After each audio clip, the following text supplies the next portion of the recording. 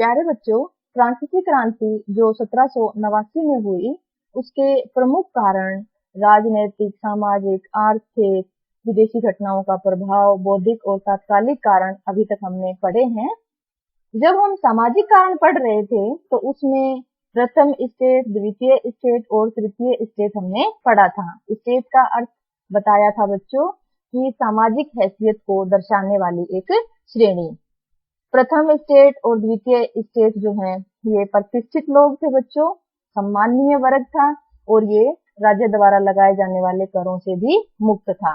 तृतीय स्टेट में बड़े व्यवसायी, व्यापारी, अदालती कर्मचारी और वकील इत्यादि थे। यह शिक्षित और समृद्ध वर्ग था बच्चों। और उसके बाद किसान, कारीगर, छोटे किसान, भूमिहर मजदूर और नौकर आते थे। पूरे राज्य के करों का बोझ यही वर्ग, तृतीय स्टेट में भी बच्चों किसान, मजदूर और कारीगर जो लोग हैं यही करों का बोझ सहन करते थे और इनकी हालत दयनीय थी। और ये सामाजिक कारण था जिससे क्रांति की शुरुआत होती है, हमने कारणों में पढ़ा था। अब 5 मई 1789 को फ्रांस के शासक लुई 16वें ने तीनों वर्गों की एक बैठक बुलाई बच्चों, जिसमें पादरी वर्ग के 300 प्रतिनिधि, कुलीन वर्ग के भी 300 प्रतिनिधि और तृतीय स्टेट के उसमें भी शिक्षित और समृद्ध वर्ग के 600 प्रतिनिधि आए। किसानों, कारीगरों और औरतों को इस बैठक में शामिल नहीं किया गया। हालांकि ये 600 प्रतिनिधि 40,000 पत्रों के माध्यम से शिकायतें और मांगे इस बैठक में लेकर आए थे। और इनकी जो बैठक थी उसकी मुख्य जो मुद्दा था बच्चों वो था नए कर लगाना। शासक नए कर लगाने के लिए इन तीनों वर्गों की सहमति चाहता था। नए कर क्यों लगाए जा रहे थे? हमने आर्थिक कारणों में पढ़ा था बच्चों कि फ्रांस की जो वित्तीय हालत थी वो काफी खराब थी। राजकोष लगभग खाली था, फ्रांस पर कर्जा चढ़ा हुआ था और दूसरे देशों के साथ युद्धों में उलझे रहने के कारण फ्रांस की जो आर्थिक स्थिति थी वो बहुत खराब थी। इसीलिए नए करों को लेकर यह मांग, जो यह बैठक जो है वो रखी गई। इसी बैठक में तृतीय स्टेट के लोगों ने एक मांग रखी जो लोकतांत्रिक सिद्धांत के अनुसार थी कि जो बैठक में जितने भी सदस्य हैं प्रत्येक सदस्य को एक मत का अधिकार होना चाहिए। इससे पहले प्रथम, द्वितीय और तृतीय स्टेट को केवल एक मत देने का अधिकार था। और क्योंकि तृतीय स्टेट सभी वर्गों को जो है लगभग समाहित किए हुए था, इतने बड़े वर्ग का केवल एक वोट, तो तृतीय स्टेट की मांग यही थी कि प्रत्येक सदस्य को, प्रथम स्टेट, द्वितीय स्टेट और तृतीय स्टेट के प्रत्येक सदस्य को मताधिकार होना चाहिए किसी भी मुद्दे पर सहमति प्राप्त करने के लिए। लेकिन लुई 16वां जो शासक था उसने तृतीय स्टेट की बात नहीं सुनी और इस वर्ग के जो प्रतिनिधि थे वे सभा बीच में ही छोड़कर चले गए। और उन लोगों ने, तृतीय स्टेट के लोगों ने 30 जून 1789 को स्वयं को नेशनल असेंबली घोषित कर दिया। तृतीय स्टेट के लोग, जब तृतीय स्टेट के लोग स्वयं को फ्रांस का प्रवक्ता घोषित करके नेशनल असेंबली की जो है स्थापना करके सम्राट की शक्तियों को कम करने और संविधान तैयार करने की जो रूपरेखा बना रहे थे, उस समय पूरा फ्रांस जो है आंदोलित हो रहा था। आंदोलित का मतलब है बच्चों विद्रोहों पर उतर आया था। और इसी समय फ्रांस के लोगों ने पेरिस की गलियों में जो आतंक का माहौल हमने आपको बताया है कि 14 जुलाई 1789 को बास्टील का जो किला है वो ढहा दिया और फ्रांसीसी क्रांति की शुरुआत हो गई थी।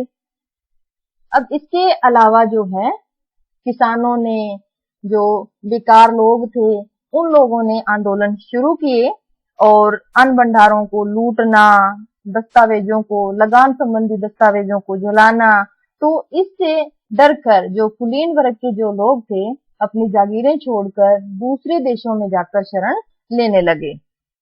अपनी विद्रोही जनता की शक्ति का जो अनुमान करके लुई 16वें ने 4 अगस्त 1789 को नेशनल असेंबली को मान्यता प्रदान कर दी। आपको ध्यान है बच्चों, नेशनल असेंबली किसने बनाई है? तृतीय स्टेट के शिक्षित और समृद्ध लोगों ने, और उनकी बातें मान ली गई। सम्राट द्वारा नेशनल असेंबली को मान्यता प्रदान कर दी गई। सामंती व्यवस्था का उन्मूलन करना। सामंती व्यवस्था का मतलब है बच्चों, जो कुलीन वर्ग था उसके अधीन जो लोग थे, मुख्य रूप से किसान और भूमिहीन मजदूर, वो अपने स्वामियों की सेवा भी करते थे, उनके घरों और खेतों में काम भी करते थे और उनकी सेना के रूप में भी काम करते थे तथा सड़क निर्माण इत्यादि कार्यों में उनकी सहायता करते थे। बदले में उन्हें ज्यादा कुछ नहीं मिलता था। यही सामंती व्यवस्था का आधार था और उन्मूलन का मतलब है बच्चों समाप्ति। तो राजा ने यह बात मान ली कि जो सामंती व्यवस्था है, जिसके चलते तृतीय स्टेट के लोग जो हैं उनकी हालत दयनीय थी, तो उस व्यवस्था को समाप्त करने की बात भी मान ली गई। तीसरा है बच्चों विशेष अधिकारों की समाप्ति। विशेषा जो अधिकार है बच्चों, ये पादरी वर्ग और कुलीन वर्ग को थे। हमें याद है कि इन लोगों को करों से मुक्ति थी, ये लोग कर नहीं दिया करते थे और ये अधिकार इन्हें जन्म से ही प्राप्त थे। यानी पादरी वर्ग और कुलीन वर्ग में जन्म लेने वाले लोगों को ही ये विशेष अधिकार प्राप्त थे। ये समाप्ति की ओर ये राजा ने इनको समाप्त कर दिया। धार्मिक कर समाप्त करना। चर्च बच्चों किसानों से उनकी उपज का 10वां हिस्सा कर के रूप में लेता था, जिसे टाइड कहा जाता था। लेकिन अब धार्मिक कर समाप्त कर दिया गया, माफ कर दिया गया। चर्च पर नियंत्रण किया गया। चर्च के स्वामित्व वाली भूमि जो है जब्त कर ली गई। 1791 में संविधान का प्रारूप पूरा कर लिया गया। प्रारूप का मतलब होता है बच्चों रूपरेखा, कि जो नेशनल असेंबली है उन्होंने संविधान की जो रूपरेखा है वो कैसे तैयार की। इसमें सम्राट की शक्तियों को सीमित कर दिया गया। हमें ध्यान है वो निरंकुश राजतंत्र की बात कर रहे थे हम, कि सम्राट जो है वो किसी के अधीन नहीं था और उसके शब्द कानून थे। लेकिन 1791 में अब संविधान का मतलब होता है बच्चों कानून, कि एक ऐसा कानून जिसने सम्राट की शक्तियों को कम कर दिया और शक्तियों को विभिन्न संस्थाओं में विभाजित कर दिया, जिसमें विधायिका, कार्यपालिका और न्यायपालिका थी। इस ग्राफ के माध्यम से बच्चों विधायिका, कार्यपालिका और न्यायपालिका समझने की कोशिश करेंगे कि विधायिका का निर्माण, नेशनल असेंबली का निर्माण कैसे हुआ। सबसे पहले बच्चों नेशनल असेंबली जो है वो अप्रत्यक्ष रूप से चुनी जाती थी।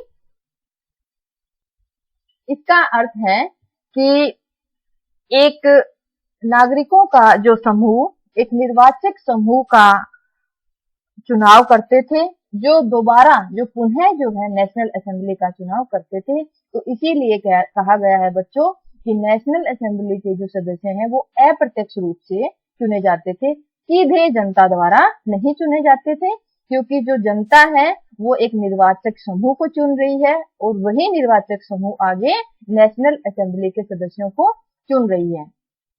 इसके अलावा एक और बात जो है बच्चों कि सक्रिय नागरिक ही मताधिकार प्राप्त लोग थे। लगभग 2.8 करोड़ की जनसंख्या में 40 लाख लोग ही मताधिकार प्राप्त थे। अब सक्रिय नागरिक की क्या परिभाषा है कि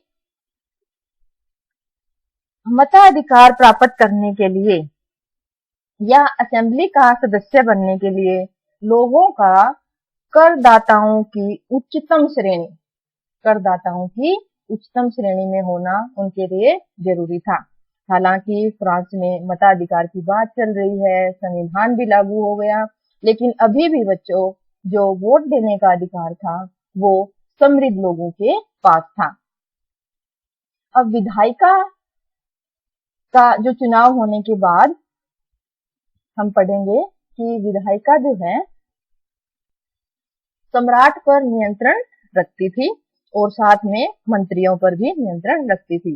अब मंत्री जो हैं बच्चों, वो नेशनल असेंबली के जो 745 सदस्य हैं, उन्हीं में से ही मंत्री चुने जाएंगे जिन पर नियंत्रण होगा नेशनल असेंबली का, और ये अपने कार्यों को लेकर नेशनल असेंबली के प्रति उत्तरदायी रहेंगे। दोनों पे नियंत्रण ध्यान से देखो बेटा, नेशनल असेंबली का सम्राट पर भी नियंत्रण है और अपने मंत्रियों पर भी। एक और खास बात वो ये कि सम्राट जो है वो नेशनल असेंबली का सदस्य नहीं हो सकता था।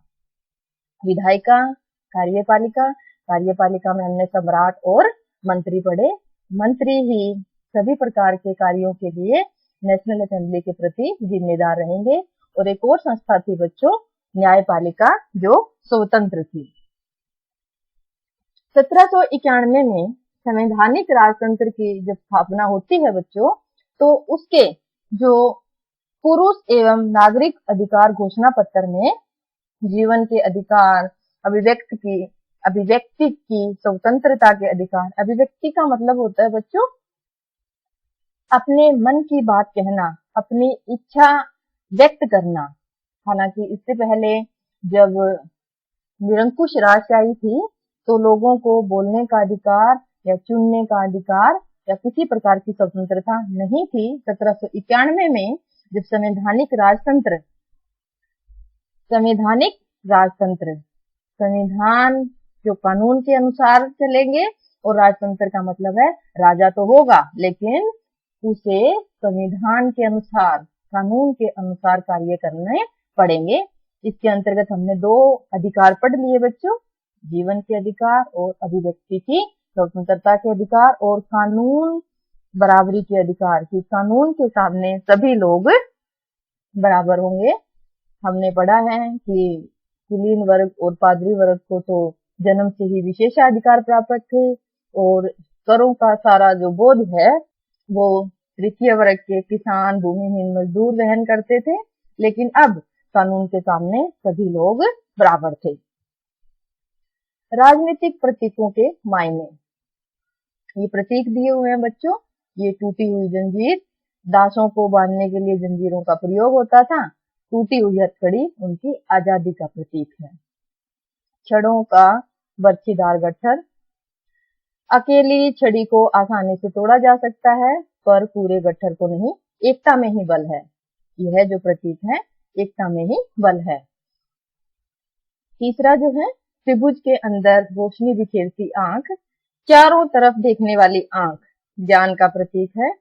सूर्य की किरणें जो आ रही हैं वो अज्ञानता रूपी अंधेरे को मिटा देंगी।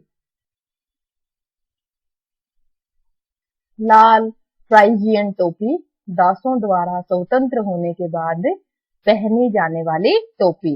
राजदंड, शाही सत्ता का प्रतीक। अपनी पूंछ मुंह में लिए सांप, सनातनता का प्रतीक। सनातनता होता है बेटा निरंतरता, अंगूठे का कोई और छोर नहीं होता।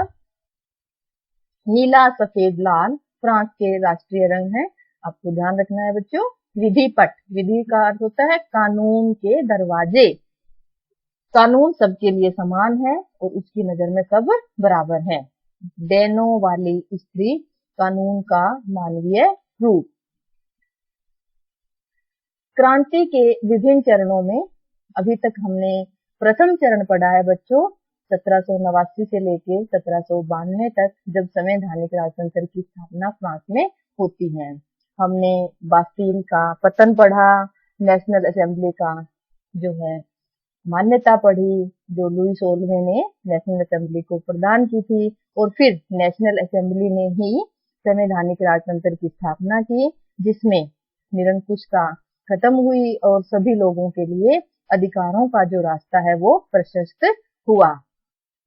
द्वितीय चरण हम 1792 से 1794 का पढ़ेंगे, जिसमें उग्र गणतंत्र था बच्चों। गणतंत्र का अर्थ है कि जहां राज्य का मुखिया लोगों द्वारा चुना हुआ हो, निर्वाचित सरकार की बात पढ़ेंगे। तृतीय चरण 1794 से 99 ईस्वी तक उदार गणतंत्र, और चौथा जो चरण है 1799 से 1814 में तानाशाही एवं साम्राज्यवादी था। हालांकि ये जो दो प्रथम चरण है यही आपके नाइन्थ क्लास के अध्ययन का हिस्सा है।